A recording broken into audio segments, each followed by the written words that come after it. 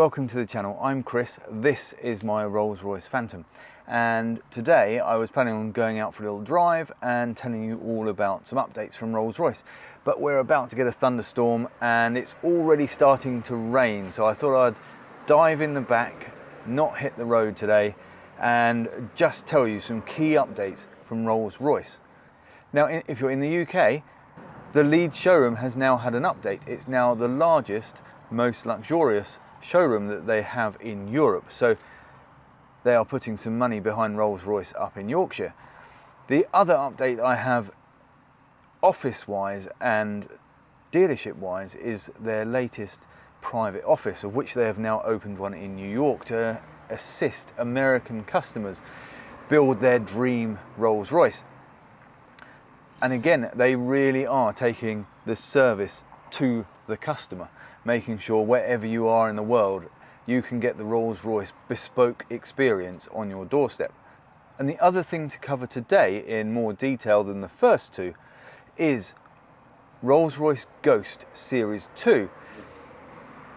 And this marks the end of the Ghost as we know it, really, because Ghost Series 2 and Series 2 Black Badge are most likely going to be the last Ghost powered by a V12 engine. Rolls-Royce have committed to 2030 turning over to be an EV brand only. So this is the end of the product life cycle for Ghost as we know it, and therefore the last Ghost you'll be able to buy with a V12. So I thought it was worth taking a look through what they're bringing out and what the new product looks like, because it is still the best-selling car Rolls-Royce have ever made, bar none. So it means a lot to the brand. It is the cornerstone, it's the cash cow that creates the money on a day-to-day basis. So well worth spending a little bit of time having a look at the new model. So let's dive in and see what it's all about. This new Rolls-Royce Ghost Series 2 is more of a progression of the existing model. The new front end has been lowered slightly, especially on the front wings, to give it much more of a lower, sleeker profile.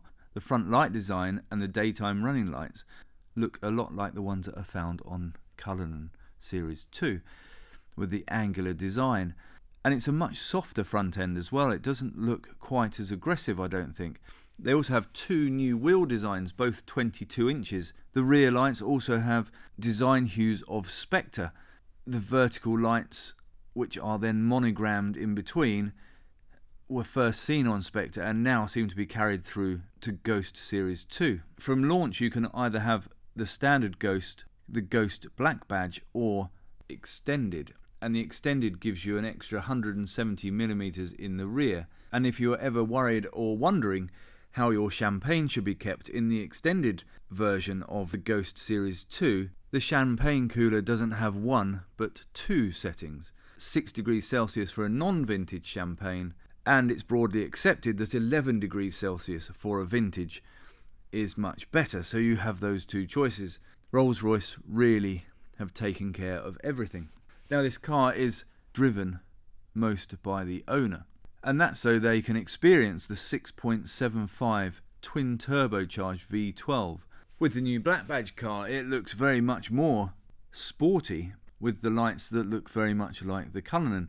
The Black Badge does have a slightly higher power output and also has a new set of 22-inch wheels, which I think are probably my favourite wheels I have seen on a Rolls-Royce thus far. Their launch colours of white with a yellow and black interior just give it a different presence for Rolls-Royce, a much more sporty, younger look. And I have to say, I really, really like them. So that just shows you, Rolls-Royce is going from strength to strength. Around the world there's a bit of uncertainty in the economy, but Rolls-Royce seem to be investing in New York to gain new customers, in Leeds in the north of England in new showrooms. And I know that's part of the dealership network, so it isn't necessarily the investment from Rolls-Royce centrally, but there is a dealer behind that believing in the brand of Rolls-Royce. And I can't see Rolls-Royce ever increasing the number of cars they produce. I think the idea will be to cap the number of cars, but gradually increase the price of them. Hence these private offices are springing up. They want to become more and more bespoke. So the cars go from a base model of £300,000 and probably an average price of £425,000, I would have thought, somewhere around there. And actually what ends up happening is you still make 5,000 cars a year, but you start to sell them at £600,000 or £700,000 and they become much more rare and much more bespoke. So it's an interesting time for Rolls Royce, because we are about to enter into more and more EVs being launched. Phantom Series 2 is already out and has been out for a couple of years now. So is Cullinan Series 2. So I presume they're the next two to be electrified. We haven't seen a convertible Spectre yet, so I presume that's also on the way. But who knows? If you are part of Rolls Royce in Leeds, please get in touch. I would love to come up and do a video about your new showroom. And you might just be able to tell it's just starting to rain, so I'll wrap this up really quickly. Please remember to like this video, subscribe to the channel, hit the bell notification button for the next video. I've got a few in the pipeline lined up, so I'm trying to get videos out now on a Wednesday and a Sunday at 8 PM, so you know when to look out for a video. So thank you very much for watching. I hope you found this video useful and informative. And until next time, I will close the door, get out of the rain, and I'll see you soon.